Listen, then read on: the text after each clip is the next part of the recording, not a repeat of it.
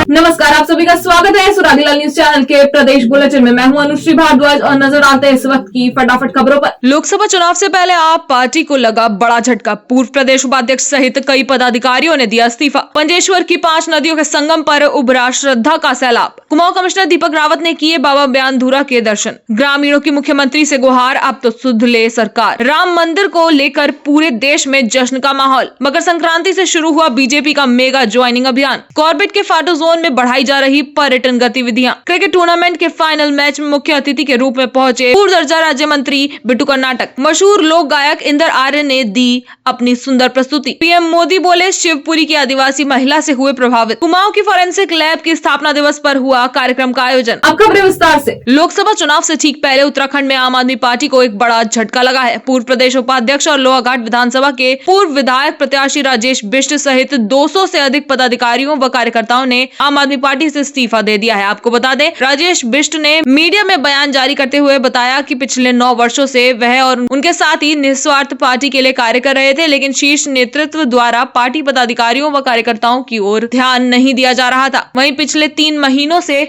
उत्तराखंड में संगठन को निष्क्रिय किया गया है। संवाददाता लक्ष्मण बिष्ट की रिपोर्ट। आम आदमी पार्टी में सन 2014 से निरंतर एक साधारण कार्यकर्ता की तरह काम करते हुए हम लोग एक विचारधारा से जुड़े थे और आज लगभग 9 वर्षों के बाद जब उत्तराखंड की राजनीति में हम लोगों ने ये पाया कि हमारे शीर्ष नेतृत्व हमारी ओर बिल्कुल भी ध्यान नहीं दे रहे, हमारे संगठन को 3 महीने से निष्क्रिय किया हुआ है, तो बड़ी मजबूरी के साथ जब हम अपने लोगों की सेवा में कहीं संरक्षण नहीं देख रहे हैं, तो आज हम लोगों को सामूहिक इस्तीफा देना पड़ा है। तो मैं आज आम आदमी पार्टी की प्राथमिक सदस्यता से इस्तीफा दे रहा हूं। बहुत बहुत धन्यवाद। जय भारत, जय उत्तराखंड। चंपावत जिले में भारत नेपाल सीमा का विभाजन करने वाली महाकाली नदी में 5 नदियों के संगम पंचेश्वर में उत्तरायणी पर्व पर श्रद्धा का सैलाब उमड़ता है। पंडित शंकर दत्त पांडे ने बताया कि यहां कुमाऊं सहित पिथौरागढ़ जिले एवं नेपाल से बड़ी तादाद में श्रद्धालुओं के पहुंचने का क्रम लगातार जारी रहता है। संवाददाता लक्ष्मण बिष्ट की रिपोर्ट। उत्तरायणी का जो पावन पर्व है, आज यहाँ पे लोग रात्रि जागरण करेंगे और महादेव यहाँ के जो भगवान शिव शंकर हैं, पौराणिक और ऐतिहासिक इनको बताया जाता है कि ये फुटलिंग हैं और 5 नदी के संगम पे यह मेला होता है और आज रात्रि यहाँ जागरण करेंगे। कल सुबह गंगा स्नान करके लोग शिव जी की आराधना करके पूजा करके अपने घरों को प्रस्थान करेंगे। कुमाऊं कमिश्नर दीपक रावत ने जनपद चंपावत भ्रमण के दौरान चंपावत जिले के टनकपुर क्षेत्र अंतर्गत लंधौर से कढोल एवं कढोल से 4 किलोमीटर पैदल चलकर बाबा ब्यानधुरा के दर्शन किए। इस दौरान जिलाधिकारी चंपावत नवनीत पांडे भी मौके पर मौजूद रहे। आपको बता दें, प्रदेश के मुख्यमंत्री पुष्कर सिंह धामी द्वारा 14 जनवरी मकर संक्रांति से 22 जनवरी श्री राम मूर्ति प्राण प्रतिष्ठा कार्यक्रम तक प्रदेश में दीपावली की भांति विशेष कार्यक्रम आयोजित करने के निर्देशों के क्रम में रविवार को कुमाऊं कमिश्नर दीपक रावत ने उत्तरायणी पर्व पर दिन रात चलने वाले श्री बाबा ध्यानधुरा मेले का शुभारंभ करते हुए मंदिर में पूजा अर्चना की। संवाददाता लक्ष्मण बिष्ट की रिपोर्ट।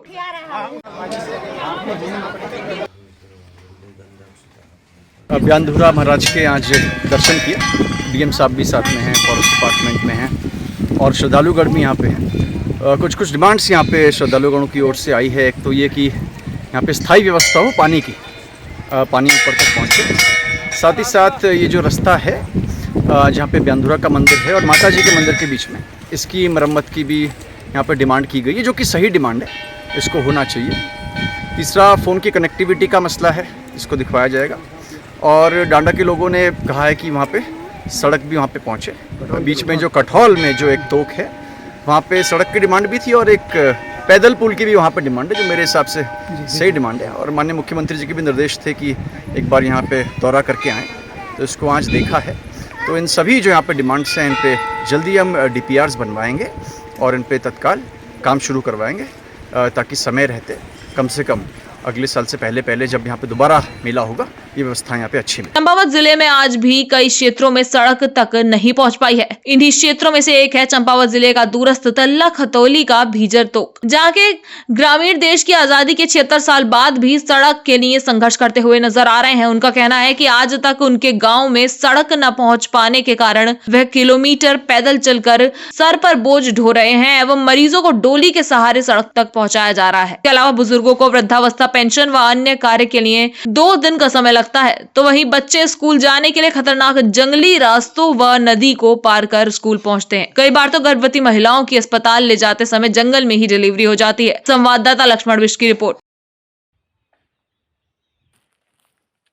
हमने माननीय मुख्यमंत्री जी को अपनी समस्या बताई और हमने ज्ञापन भी दिया, लेकिन उसमें कोई सुनवाई नहीं हो पाई है। उससे पहले हमने कैलाश गहतोड़ी जी को अपनी समस्या बताई, ना वहाँ से कोई प्रत्युत्तर हमें मिला।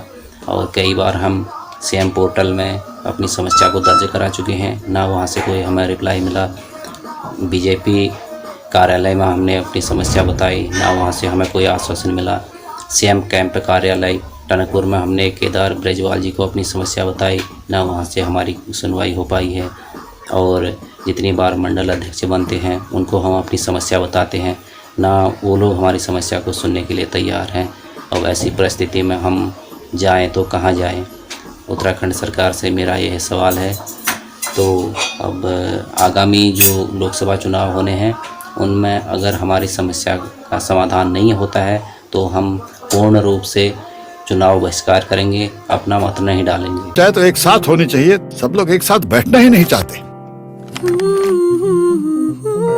पापा, try this. लो, सब लपक लिए।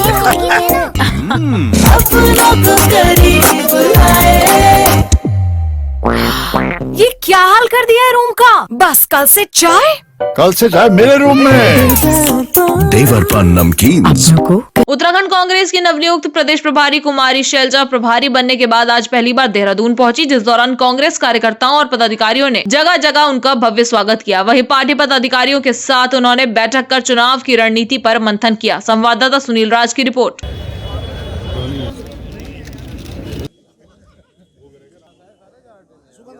देश की संपत्ति केवल चंद हाथों में जा रही है। कांग्रेस का मानना है कि देश की प्रगति में, विकास में सभी का हिस्सा होना चाहिए।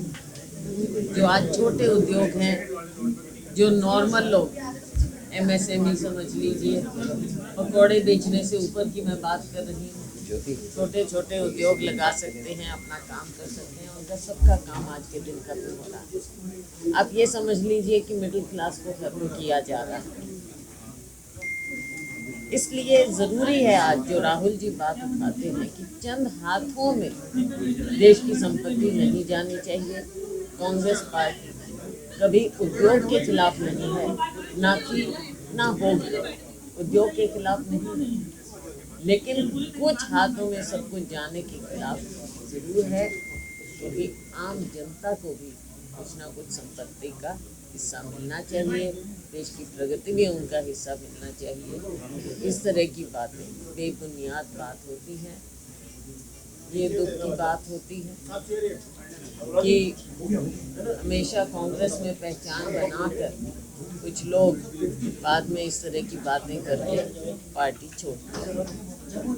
भगवान श्री राम के मंदिर को लेकर पूरे देश में जश्न का माहौल है, तो वहीं उत्तराखंड में भी चाहे संत महात्मा हो या फिर आम जनता, सभी लोग राम मंदिर के निर्माण को लेकर काफी उत्साहित नजर आ रहे हैं। आपको बता दें, उत्तराखंड के मुख्यमंत्री पुष्कर सिंह धामी ने कहा कि 22 जनवरी को होने वाले भव्य आयोजन का लोगों को 500 साल से इंतजार था। वहीं मंदिरों में साफ सफाई और दीपोत्सव के जरिए इस दिन को मनाने के लिए लोग तैयारी कर रहे हैं। संवाददाता सुनील राज की रिपोर्ट।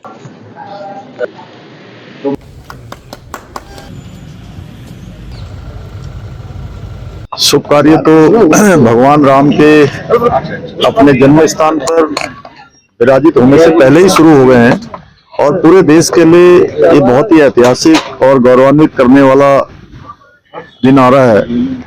जो लंबी प्रतीक्षा, 500 वर्षों से भी अधिक समय की जो प्रतीक्षा थी, वो हमारे प्रधानमंत्री आदरणीय नरेंद्र मोदी जी के नेतृत्व में पूरे देश की जो आशा आकांक्षाएं थी वो पूरी हो रही हैं। ये बहुत शुभ दिन है और इस शुभ दिन को दीपोत्सव के रूप में, स्वच्छता के रूप में, जो भी हमारे मंगल कार्य होते हैं वो सभी मंगल कार्यों के रूप में हम उत्तराखंड के अंदर भी कर रहे हैं। रामम राजमणि सदा विजयते रामम रमक्षम।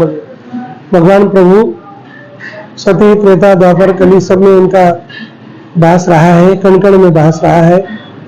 हम सब हिंदू धर्मावलंबियों के लिए, सनातन परंपराओं के लिए इससे बड़ा सुनहरा पल, इससे बड़ा सुयोग्य पल कभी नहीं आ सकता। सबके अपने अपने मत हो सकते हैं, परंतु हमारा ये कहना है जब भगवान विराजमान वहां होंगे, धर्मशास्त्र के अनुरूप, तिथि के अनुरूप जब उनका प्रतिष्ठा होगा, जो वहां का आभा आएगा, जो वहां का भाव बनेगा, वो एक अतुलनीय है। उसका मतलब कोई व्याख्या नहीं है। कुछ व्यक्तियों को मत हो सकता है, महापुरुषों का अपना अपना मत हो सकता है, लेकिन इससे बड़ा भगवान राम का प्रतिष्ठा होना, इससे बड़ा सुयोग्य पल कभी नहीं आ सकता। समस्त टीम को, माननीय प्रधानमंत्री जी हो, योगी आदित्यनाथ जी हो, विश्व हिंदू परिषद के सभी वरिष्ठ कार्यकर्ता हो, कार सेवक हो, राम सेवक हो और समस्त संत महापुरुषों को पुनः पुनः खूब बधाई। यह जितना भव्यता दिव्यता उतना कम हो, ये प्रतिष्ठा होना चाहिए। चाहे तो एक साथ होनी चाहिए, सब लोग एक साथ बैठना ही नहीं चाहते। पापा ट्राई दिस। लो सब लपक ली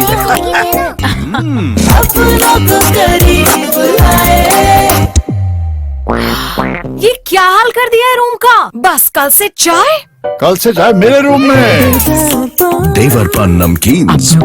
मकर संक्रांति के मौके पर भाजपा ने अन्य दलों के नेताओं के लिए अपने दरवाजे खोल दिए हैं, जिसके तहत भाजपा अपनी पार्टी में नए कार्यकर्ताओं को शामिल करने जा रही है। वहीं भाजपा ने ज्वाइनिंग के अभियान को मकर संक्रांति के दिन से तेजी के साथ आगे बढ़ाना शुरू कर दिया है। इस ज्वाइनिंग अभियान से पहले भाजपा ने अपना होमवर्क पूरा कर लिया है और इसके तहत राज्य स्तरीय कमेटी के गठन के बाद अब जिला स्तरीय टीम बनाई गई है। पार्टी के पास अब 1200 से भी अधिक विभिन्न पार्टियों के बड़े नेताओं और वरिष्ठ कार्यकर्ताओं के नाम पार्टी में शामिल होने के लिए आ चुके हैं, जिन्हें आपराधिक एवं अनैतिक आरोपों की विस्तृत जांच के बाद पार्टी की प्राथमिक सदस्यता दिलाई जाएगी। संवाददाता सुनील राज की रिपोर्ट।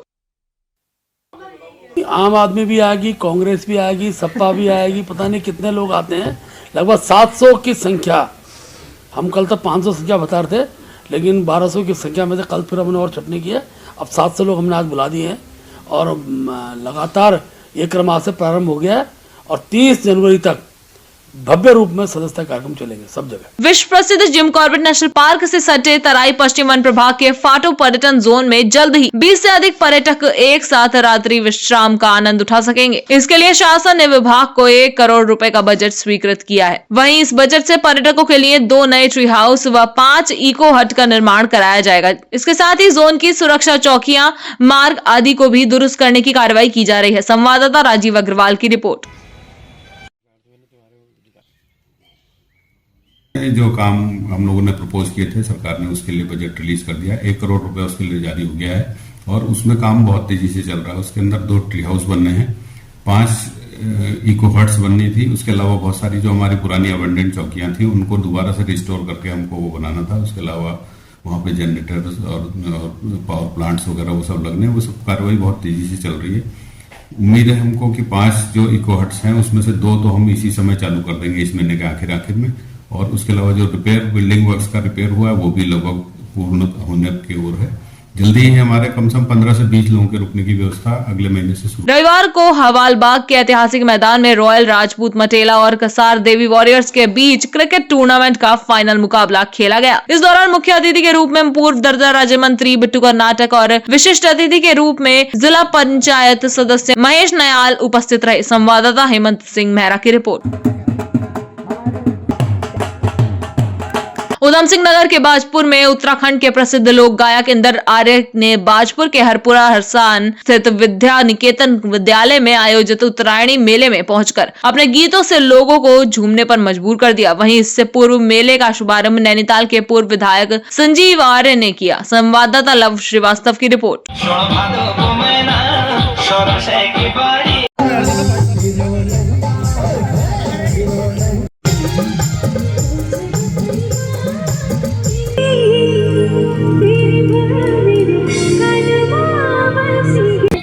मैं सबसे पहले आपके चैनल के माध्यम से संपूर्ण प्रदेशवासियों को उत्तरायणी और मकर संक्रांति लोहड़ी की बहुत बहुत बधाई शुभकामनाएं देता हूं। निश्चित तौर पर आज बाजपुर में उत्तरायणी कौतिक का आयोजन हरिपुरा हरसान में हो रहा है। ये हमारी लोक संस्कृति की पहचान है। निश्चित तौर पर आवश्यकता है इस प्रकार के मेले में सबकी संपूर्ण सहभागिता हो। कहीं ना कहीं जो हमारी संस्कृति है, जो हमारी पहचान है, जो हमारा खान पान है, जो हमारी लोक संस्कृति के साथ हमारे गायन है, उन संस्कृति को आगे बढ़ाने का काम ये मेले करते हैं। उधम सिंह नगर के बाजपुर में सोमवार को विकासखंड कार्यालय में प्रधानमंत्री जनजातीय आदिवासी न्याय महाअभियान पीएम जनमन के लाभार्थियों से पीएम मोदी जनजातीय आदिवासी न्याय महाअभियान कार्यक्रम में वर्चुअली शामिल होकर चर्चा की। वहीं कार्यक्रम में विभिन्न विभागीय स्टॉल लगाए गए जिसमें लोगों ने बढ़ चढ़कर हिस्सा लिया। इसके पूर्व पहुंचे केंद्रीय रक्षा राज्य मंत्री व सांसद अजय भट्ट ने मां सरस्वती के सम्मुख दीप प्रज्वलित कर कार्यक्रम का शुभारंभ किया, जिसके बाद प्रधानमंत्री जनजातीय आदिवासी न्याय महाअभियान योजना के लाभार्थियों का पीएम नरेंद्र मोदी के द्वारा वीडियो कॉन्फ्रेंसिंग के माध्यम से संवाद सुना गया। संवाददाता कुश श्रीवास्तव की रिपोर्ट।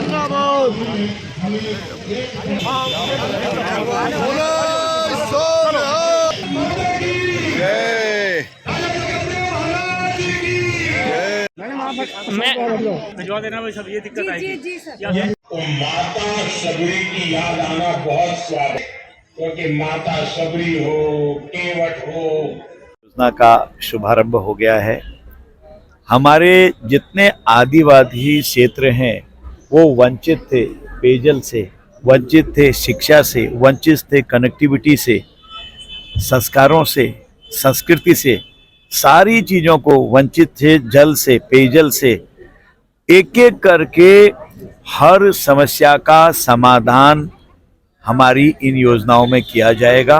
बहुत बड़ा अमाउंट आज इसके लिए स्वीकृत कर दिया गया है और जहां पर भी इस समय हमारे आदिवासी भाई रहते हैं वहां पर हमारे सरकारी अधिकारी जाएंगे, जनप्रतिनिधि जाएंगे, हम लोग सब जाएंगे। जो भी कमियां हैं वो सारी पूर्ति की जाएंगी। कोई छोटा उद्योग लगाना चाहे, बड़ा उद्योग लगाना चाहे, जानवरों को पाल के अपनी आजीविका चलाना चाहे, या फिर वनों पर आधारित, जहां वनों में हमारे आदिवासी लोग रहते हैं उन पर आधारित आजीविका जो हमारी चलाने का हमने कार्यक्रम लिए गए हैं उनको करना चाहे, तो ये सारी की सारी चीजें, इतिहास एक नया करवट ले रहा है। कभी किसी ने सोचा ही नहीं, ये पहली बार हुआ है कि प्रधानमंत्री जी ने इतना बड़ा सोच दिया कि अंतिम पंक्ति पर बैठे हुए लोग बराबरी में आ जाएं, तभी इस देश की उन्नति होगी। और बच्चों का जो कद है बच्चों की शिक्षा से बढ़ता है। कोई आईएएस बने, कोई आईपीएस बने, कोई आर्मी में जाए, कोई वकील बने, कोई जज बने, तो सारे लोगों को आगे उभारा जा रहा है और हर कमियों की पूर्ति की जा रही है। ये सचमुच एक ऐतिहासिक काम आज हुआ है पूरे देश में। रुद्रपुर स्थित कुमाऊं की फॉरेंसिक लैब की स्थापना दिवस के मौके पर फॉरेंसिक लैब में कार्यक्रम का आयोजन किया गया। इस कार्यक्रम में मुख्य अतिथि के रूप में क्षेत्रीय विधायक शिव अरोरा के द्वारा शिरकत की गई। वहीं कार्यक्रम में पहुंचे विधायक शिव अरोरा का फॉरेंसिक लैब के ज्वाइंट डायरेक्टर डॉक्टर दयाल शरण ने बुके देकर स्वागत किया। संवाददाता दुर्गेश तिवारी की रिपोर्ट। आज हमारी उत्तराखंड की एकमात्र जो फॉरेंसिक लैब है उसका फाउंडेशन डे है, स्थापना दिवस है, और डॉक्टर दयाल शरण जी की पूरी टीम उस फॉरेंसिक लैब के स्थापना दिवस को बड़े उत्साह से मना रही है। फॉरेंसिक का महत्व वर्तमान में बहुत अधिक बढ़ गया है। जो हमारे गृह मंत्री के द्वारा जो अभी नए कानून लाए गए हैं उसमें 7 वर्ष से ऊपर की जितने भी अपराध होंगे उनमें फॉरेंसिक मैंडेटरी हो गया है। हम देखने में आ रहा है अधिकांश अपराधियों को सजा दिलवाने में फॉरेंसिक बहुत महत्वपूर्ण भूमिका निभा रहा है, और विशेषकर आने वाले समय में cyber crime, financial crime, data crime जो है, इन सब में फॉरेंसिक की बहुत महत्वपूर्ण भूमिका रहने वाली है। तो इस फॉरेंसिक के महत्व को देखते हुए ये फॉरेंसिक लैब का स्थापना दिवस बहुत महत्वपूर्ण है। साथ ही साथ जो फॉरेंसिक यूनिवर्सिटी एक उसका प्रस्ताव भी हमने उत्तराखंड के लिए माननीय मुख्यमंत्री जी को दिया है। उन्होंने इसके लिए सैद्धांतिक अनुमति दी है कि गृह विभाग के द्वारा, केंद्र के गृह विभाग के द्वारा जो फॉरेंसिक यूनिवर्सिटी चल रही है उससे एफिलेटेड यूनिवर्सिटी यहाँ पर एक खोली जाए, ऐसा प्रस्ताव माननीय मुख्यमंत्री को दिया है। वह जो अपने आप में फॉरेंसिक यूनिवर्सिटी होगी वो पूरे नॉर्थ इंडिया के लिए बहुत महत्वपूर्ण होगी। उसमें 3 से लेकर 5,000 विद्यार्थी पढ़ सकते हैं, लगभग 3,000 करोड़ का उसमें इन्वेस्टमेंट होने की संभावना है। तो ऐसी की यूनिवर्सिटी को भी रुद्रपुर लाने का हम प्रयास कर रहे हैं। आज हमारी फॉरेंसिक साइंस लेबोरेटरी रुद्रपुर का 7वां स्थापना दिवस है, जिसमें माननीय शिव अरोड़ा जी विधायक रुद्रपुर बतौर मुख्य अतिथि यहाँ पर आए हैं। माननीय शिव अरोड़ा जी द्वारा माननीय सीएम साहब से नेशनल फॉरेंसिक साइंस यूनिवर्सिटी की स्थापना हेतु रुद्रपुर में बात की गई थी, और जिस पर माननीय सीएम साहब के द्वारा सहमति दे दी गई है। इस फॉरेंसिक साइंस यूनिवर्सिटी के खुलने से जहां एक तरफ छात्रों को रोजगार मिलेगा, वहीं बीएससी और एमएससी करके फॉरेंसिक में छात्र central agencies, police agencies, CBI, intelligence, central police organisation और पुलिस डिपार्टमेंट में रोजगार भी प्राप्त कर सकेंगे। इस कार्य के लिए मैं माननीय विधायक श्री शिव अरोड़ा जी का हार्दिक आभार व्यक्त करता हूं और धन्यवाद देता हूं। Thank you. आज के लिए बस इतना ही। प्रदेश से जुड़ी सभी खबरों को जानने के लिए जुड़े रहिए सुरागीलाल न्यूज चैनल से। धन्यवाद।